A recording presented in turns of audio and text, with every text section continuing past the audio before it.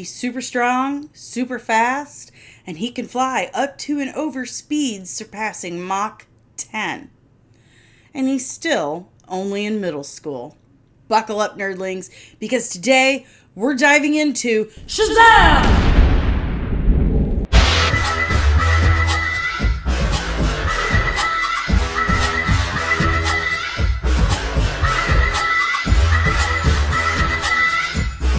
What is up, nerdlings, and welcome back to my channel!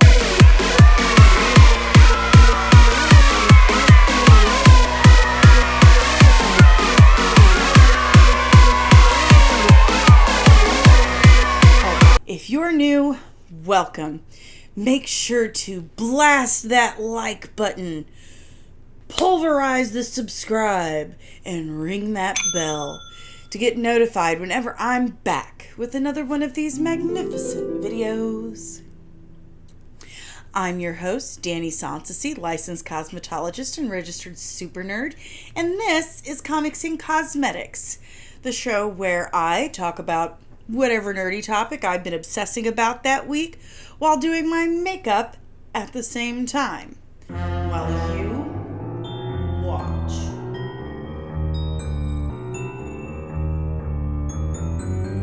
Before we get started, I just want to remind you guys, if you would like to support the channel, please check out our Patreon. We've got all kinds of goodies there. You get sneak peeks at upcoming episodes. You get behind the scenes bloopers, sneak peeks on the makeup looks. And speaking of makeup looks, if you're interested in how I create these just absolutely epic nerdy looks, if you're interested in what products I use to create the nerdy looks I do every week, then definitely join our Patreon. There are 3 different Patreon levels. You have your nerdling level, which does give you access to the products used, sneak peeks, and some fun nerdy discussions. You also have the sexy nerdling level. Say that 5 times fast. And that gives you access to everything in the nerdling level, plus some behind the scenes content. And then we have the super sexy nerdling, which gives you access to all those things on top of tutorials and better merch. Each Patreon tier will give you access to some merch every couple of months, but the super sexy nerdling tier, that's where it's at, my friends. Hoodies and t-shirts, okay? Hoodies and t-shirts. And speaking of merch, we do have merch! Like this fabulous baseball tee you see modeled here. It is my absolute favorite, but we have literally every type of merch you could possibly want. So check out our TeePublic store right there for more information. And on a personal note, and this is something I don't normally do in these videos, but this is important to me. The baby nerdling's dad has been in the hospital for a few weeks now. I won't get into it. He's been very ill, and we could honestly use all the positive thoughts and prayer, positive energy, whatever it is that you're into, we could use it. So if you wouldn't mind, at 8:30 Central Standard Time every night, say a few words for my daughter's father. We'd like him to come home to us. He's a good guy, and he's been a great father to my little girl. So for all you nerdlings out there that pray, please add him to your list. This week, as I told you, from the future, we are talking about SHAZAM!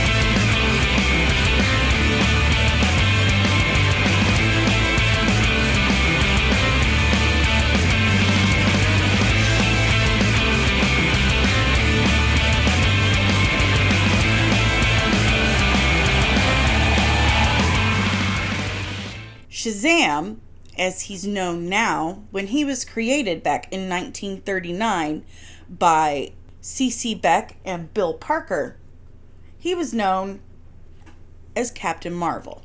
He first came out in 1940, February of 1940, in Whiz Comics number 2, published by Fawcett Comics. Captain Marvel turned out to be a bit of a controversial character. He had a very legally messy history. So when he first came out, he did really well. The Captain Marvel comics were very popular. However, they were too popular, you might say, because DC Comics caught wind of it, and they were like, hey, this guy's a lot like Superman, and we own Superman. Sure, if Superman could control lightning and turn into a little kid and have avatars and interdimensionally travel. So DC's solution to this was to sue Fawcett Comics. And guess what? They won. They totally won. And it forced Fawcett Comics to stop publishing their Captain Marvel comic books. And then wouldn't you know it, DC comes around and buys it. That's right. So it seems to me that they knew that he really wasn't a ripoff of Superman. They just saw a competition and found a way to not only get rid of the competition, but, profit off of it. So they did. Look, I love DC Comics, but they have been known to pull a dick move every now and again. The funny thing is, years later, Marvel Comics is like, hey, you can't use the name Captain Marvel. You can't. Because we're Marvel Comics, and we have a Captain Marvel, so you can't use it. So Marvel sues DC, and they win, and they get the rights to the name Captain Marvel. And so DC has to change the name of Captain Marvel to SHAZAM. And that's how he is known to this day. SHAZAM! Now that you know the messy legal information and why I will be referring to him as Captain Marvel, the first portion of this episode, let's get started on his original origin, because he has two. Billy Batson is a young boy, and he has a sister named Mary, and they are the children of C.C. and Marilyn Batson, archaeologists. Well, while on a dig in Egypt, they are murdered by their dubious, despicable, duplicitous, and other D words as well, assistant Theo Adam, who turned out to be Black Adam. But we're not really getting into Black Adam this time. We're talking about SHAZAM! I keep saying it, but nothing's happening. I'm a little disappointed. So not only did Black Adam kill Billy Batson's parents, he also kidnapped his sister Mary. And she just she disappears with him. So Billy is then entrusted into the care of his father's half-brother, which I don't like that word, half. To me, it kind of insinuates a lesser meaning. Like it belittles or diminishes that relationship. All my siblings technically were half-siblings. My youngest daughter, she's technically a half-sibling to her 3 oldest siblings. And I feel like it's kind of a diss in a way. I've always said, you know, she either is or is not your sister. There is no in between. That's how it is with me. So it's kind of like a dirty word to me, half sibling. But that's what the comic said, so that's what I said. But we'll just say his brother. Billy was entrusted to his uncle, his father's brother, Ebenezer. Well, this sounds like it's going to go great. Well, as you could probably surmise, Ebenezer was a bit of a dick. And he just wanted the trust fund that was set aside for Billy to care for him. So he kicks Billy out of his home and leaves him on the streets to fend for himself and keeps all the trust fund money for himself. So there's Billy living on the streets all by himself, trying to make ends meet. So Billy becomes a newsboy. No, not that kind. No. I wish, right? Who doesn't love baby Christian Bale in Newsies? He sells newspapers as a newsboy on the street to, earn a little bit of scratch to survive on. And he ends up sleeping in the subway for shelter. So here's Billy Batson, now a homeless newsboy street urchin. Please, sir, buy a paper. So one night, as he's, getting all cozy in his subway terminal, this mysterious stranger comes up, who we find out much later is actually the ghost of his deceased father. And he convinces him to follow him down one of the subway tunnels. Listen, if you're hanging out in a subway and some strange guy that you don't know comes up and says, hey, come walk down the subway tunnel with me, just say no. Okay, chances are what happened to Billy is not going to happen to you, and something really awful is about to happen. Like, I don't know, crushed by a train? Yeah, bad stuff. Don't do it. So Billy follows the ghost of his father, who he doesn't know at the time is the ghost of his father, down this subway tunnel. And they come across a really elaborately decorated train, a marvelous train, one might say. It is covered in hieroglyphs, and they get into this train. Ooh, mysterious train. Exciting. So this elaborately decorated by hieroglyphs and rune train takes them deep down through the bowels of the earth. Like, it's going deeper and deeper, and it's like, what the crap? Maybe I shouldn't have followed this mysterious stranger into a deep, dark subway tunnel and gotten onto this crazy looking train.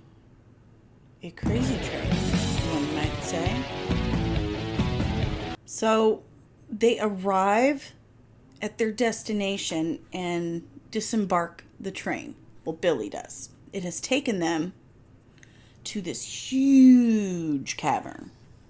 And as he's walking through it, he sees 7 big statues lining the wall that represent the 7 deadly enemies of man, or as we know them, the 7 deadly sins. And if you're not familiar, those would be evil, lust, greed, pride, wrath, sloth, and gluttony. As he enters the what seems like the center of the cavern, there's this ancient looking man sitting on a big throne, and above him is this huge stone block that's just kind of like hovering above him in the air, like magically. Like, clearly there's nothing holding it up. It's just kind of floating there, so what else could be doing it but magic?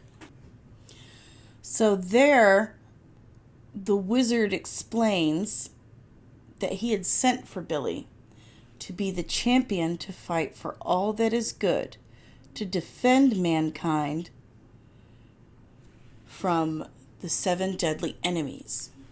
He said, "You are to be the champion of good, the strongest, mightiest, and wisest man in the world."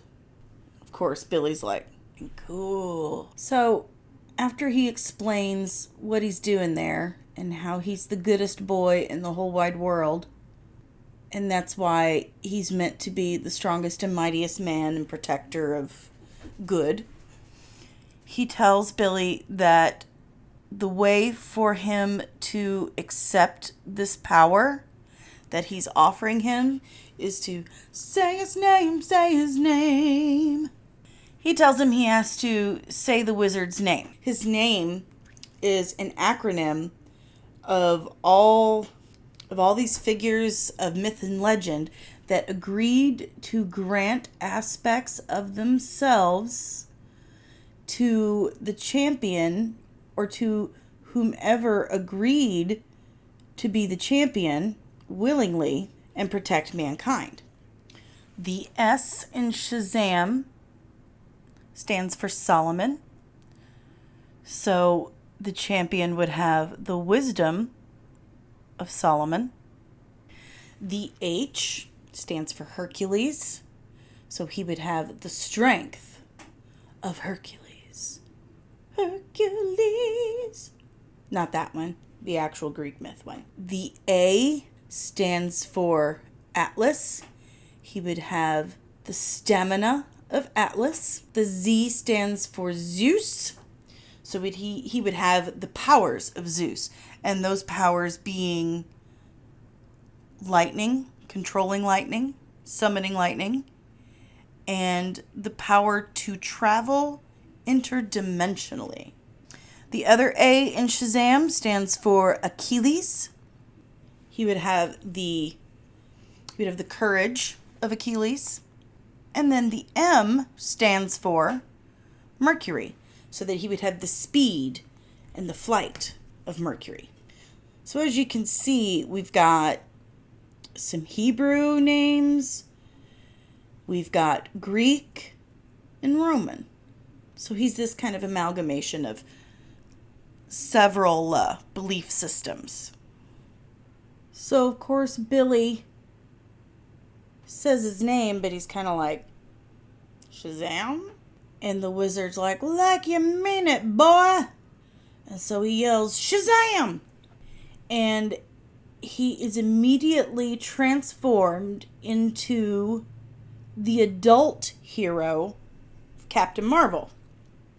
I mean, what kid, especially one who's going through what he's going through, wouldn't be like, yes, this is what I want. Every kid, wants to be an adult. Every single one, then you won't have to get told what to do or go to bed on time, and you be your own boss. So this happens for Billy. Just by saying Shazam, he can change into this adult superhero that's virtually all powerful. Like, in addition to having not only the courage of Achilles, but he's got his invulnerability as well. So, I mean, what kid wouldn't be super stoked about this, is what I'm saying. He discovers that all he has to do is say the name Shazam again, and he transforms back into his juvenile self. Well, I need new brushes so bad. Please join my Patreon so I can get new brushes. So, as soon as he figures out how to transform and turn back into his juvenile self, that stone block we were talking about, which actually happens to be what is known as the Rock of Eternity. I need new brushes. And it's, that Rock of Eternity is suspended in thin air by some magical force. Well, as soon as Billy figures out the ins and outs here, that rock falls from wherever it's being held. Whatever force is holding it just lets it go, and it crashes down and crushes and seemingly kills the wizard SHAZAM. Billy is having one hell of a roller coaster of a day. Seriously, this kid needs a nap. Well, he has lots of adventures as Captain Marvel. Okay. He vows that he will fulfill his charge as given to him by the wizard. And he does. He goes out and he's, stopping robberies and protecting people. At one point, he saves a disabled newsboy from a fella who refers to himself as Captain Nazi. It was the 40s. What do you want? Little on the nose, but it works. He saves him from Captain Nazi. And that disabled newsboy's name was Freddie Freeman. And he basically has Freddie join him. And Freddie becomes Captain Marvel Jr. Now you gotta, admit, that's pretty cool. As myself, growing up as a disabled kid, that's like a dream freaking come true. What disabled kid wouldn't love that flippin' comic book? Oh my god, I say these magic words and I can be able-bodied and do whatever I want. So cool! Well, he's also eventually reunited with his sister Mary, and she joins the team as well as Mary Marvel. And there you have, the Marvel family. What family Billy lacked in his younger years, he had now basically been given the ability to create on his own. So later on, Billy, Captain Marvel, joins the Justice Society of America, the JSA, if you will, as Captain Marvel. And he Billy starts dating Stargirl, Courtney Whitmore, who was, she was about Billy's same age. So there wasn't anything wrong there. However, the Justice Society had no idea that Captain Marvel was really a young boy, teenage boy at this point, named Billy Batson. So they see Billy kicking it with Courtney Whitmore, and the Flash, Jay Garrick, is like, dude, this is not okay. This is a tad problematic. You cannot be dating a young teenage girl. This does not look good, bro. So rather than Billy tell him, look, just, the facts are, I'm actually a teenage boy, okay? And my superpower is that I can turn into this adult with superpowers. He didn't want to do that. So his wisdom of Solomon told him that he needed to leave the JSA and Courtney altogether. That's sad. Poor kid.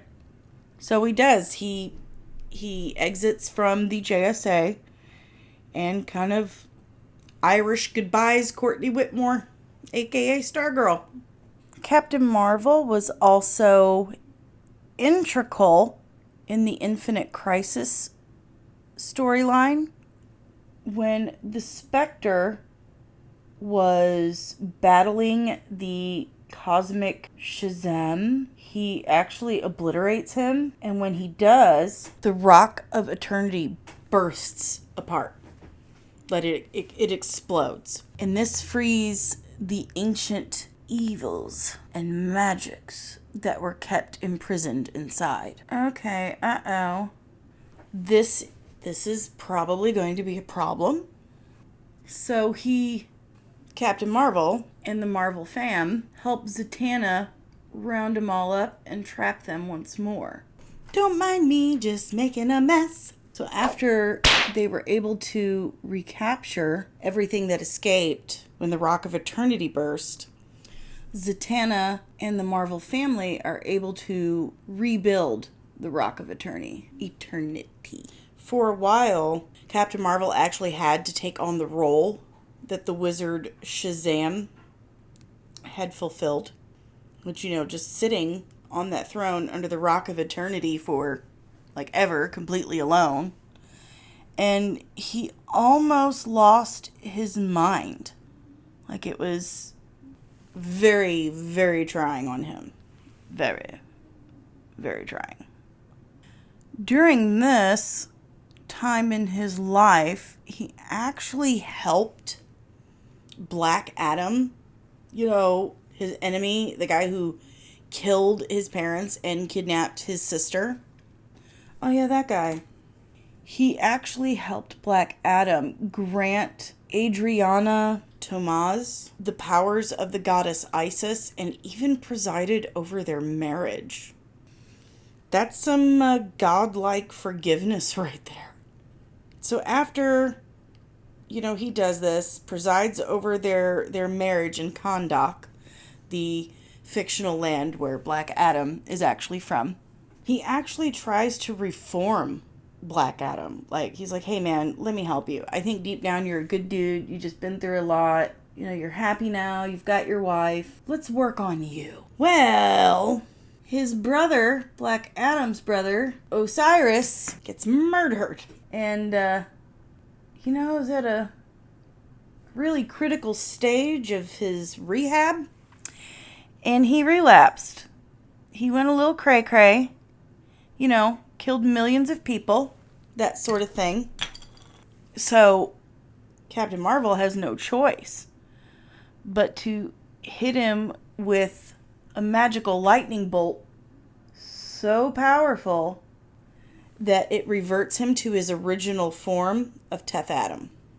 And what this ends up doing is he changes his magical word. Captain Marvel says, Shazam! And he turns into Captain Marvel or Billy Batson. Well, he changes the word that Seth used to transform, and he changed it into something that was just an unknowable word, so he could never change into Black Adam again. That's what you get. You get grounded. So after Flashpoint, you remember the aftermath of the Flashpoint paradox was that everything got changed.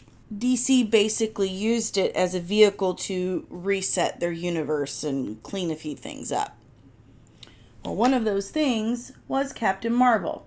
So one very traumatic Flashpoint paradox later, all of reality in the DC universe changes.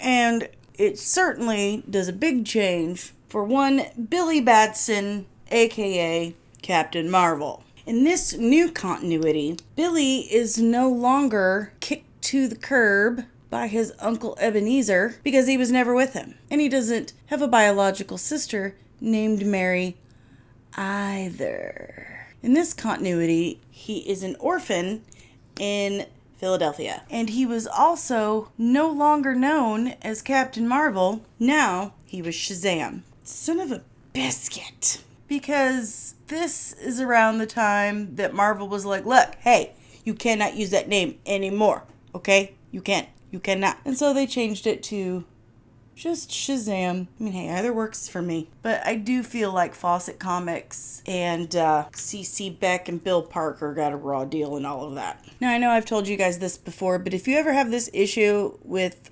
mascara, just let it dry. Go about your business, finish what you were doing, and then when it's dry, come back to it and use a spoolie to just scratch it off. So I'm going to finish what I was doing, and then we'll come back to it. Okay. So like I said, in this continuity, Billy's an orphan. He's at an orphanage in Philadelphia. You know, when he meets the wizard, he's like, oh my God, you're not pure good? What the hell? And Billy's like, I'm not absolutely certain anyone is 100% pure good. We're all human.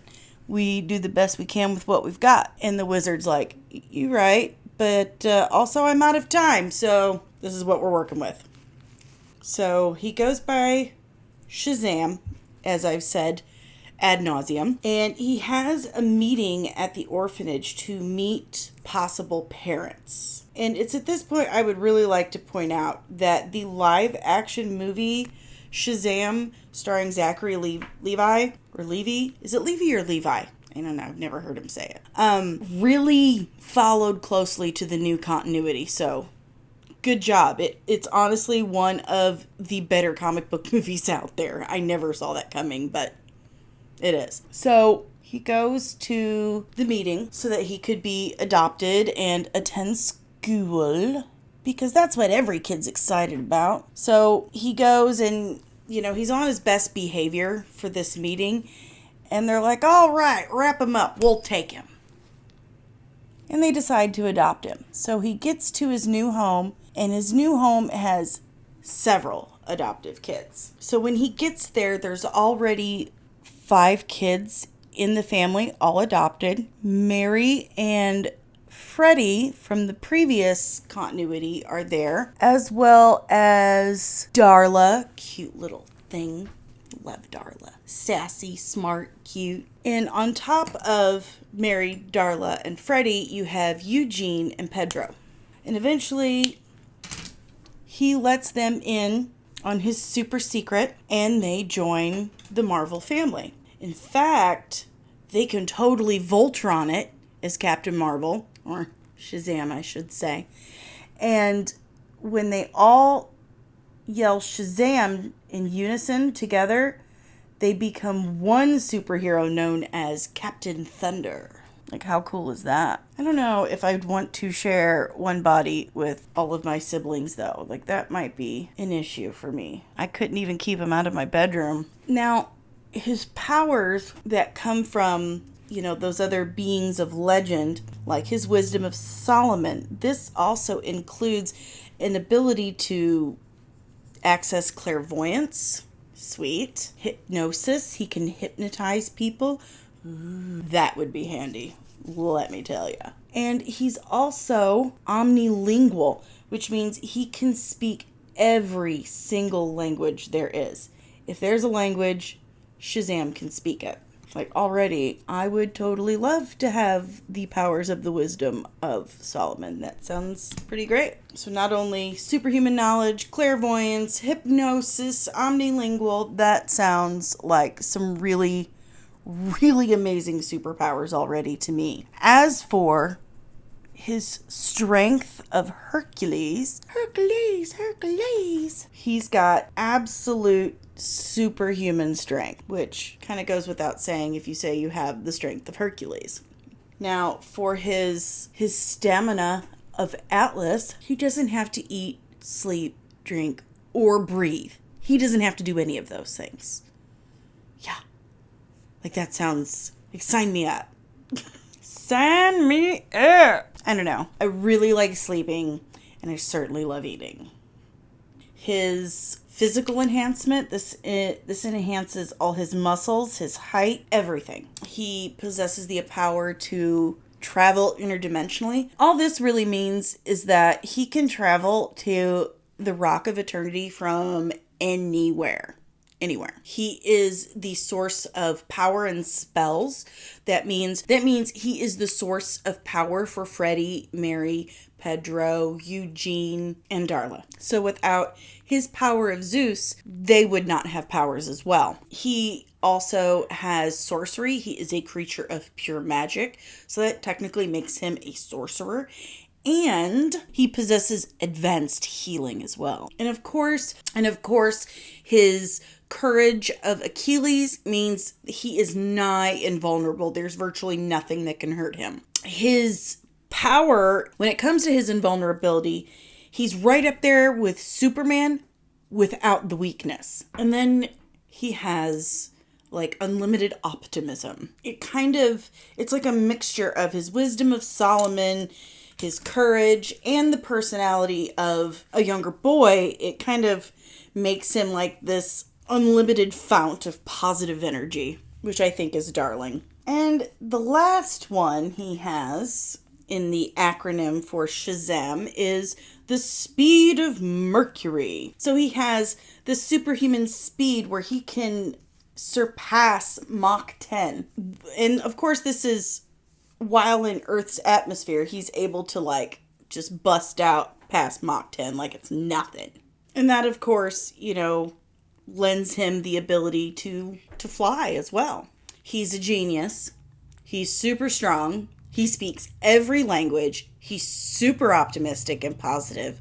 Happy-go-lucky, big smile all the time. He can also control lightning and electricity. His only real weakness is like really high-level magic, like the Spectre. If the Spectre were to come after him, he could take SHAZAM down. And I do have my concerns about SHAZAM. Like when he joined the Justice League, I felt that was very irresponsible for the other Justice League members. Like, he's a kid, okay? He's a kid. He's a little boy. And you are knowingly, willingly putting him into danger. Like, yeah, he's got these superpowers, but he's still a little boy. Like, I'm totally not going to allow any member of the Justice League to babysit any children anytime soon. That's concerning, guys. I did love the SHAZAM movie that Warner Brothers put out.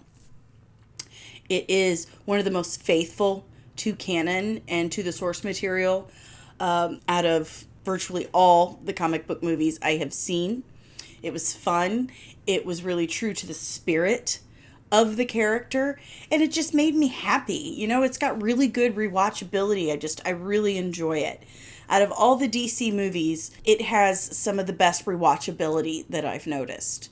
I'm very excited for Black Adam to come out and SHAZAM 2. I think both are safe from David Zaslav's axe. I was very pleased to hear that The Rock, Dwayne Johnson, has made this Black Adam movie a passion project for him. And he really fought against having Black Adam introduced in the SHAZAM movie. Now, in this quote, he did say he felt like it would have been a disservice to both characters if they kind of rushed to throwing back Black Adam into the first SHAZAM movie. And I agree with him. We needed to get to know SHAZAM first. Get emotional attachment to him, get to know him, and then introduce Black Adam. I thought they did very well. I really felt like we got a good feel for the newsboy that used to be from Fawcett City. Now the kind of smart mouth kid who just wants to grow up in a hurry so he can take care of himself. We got to know that person, that character. And I thought they did a very good job. And I'm really excited to see where they take us in SHAZAM 2. And from all accounts, and from the sneak peeks and trailers we have seen from Black Adam, I think that one's going to be fabulously done as well. I mean, Pierce Brosnan as Dr. Fate, it looks amazing. Hawkman looks amazing. Cyclone, I can't wait. And I do really love these characters, so. Well, nerdlings, that's all I have for you today on Captain Marvel / SHAZAM. SHAZAM! I had a really good time, except for constantly having makeup emergencies. This wasn't my original design plan for this look, but that's okay. Maybe I'll do another one. But my allergy eyes were not working with me today, and clearly we have a lot of stuff going on at home. So that there were a couple factors, but it's sparkly, magical looking. That's kind of what we were going for, right? My lips look good. Give me a kiss. Remember, if you want updates on what is going on with the channel, what's coming up next, when it's coming out, what else I'm going to be on in the near future, definitely join us on the socials. We have Twitter, Instagram, Facebook. We have our own chat channel on Discord, so check that out. You can find that in the channel description. We also have a TikTok. I'm hip with the kids. So join the socials, say hey, I'll shout you right back. If I'm not able to post something, our social media manager, hashtag the social nerdling Megan, will definitely be there to answer any and all questions and keep you guys up to date on what's going on. Again, if you'd like to support the channel, please check out our Patreon. We have all kinds of goodies there and lots of behind the scenes. And if you'd like some merch, definitely a great way to help support the channel too. Check out our TeePublic store and you can get you one of these sweet babies right here. Until then, nerdlings, have a wizard day and I will see you in the next one. Bye.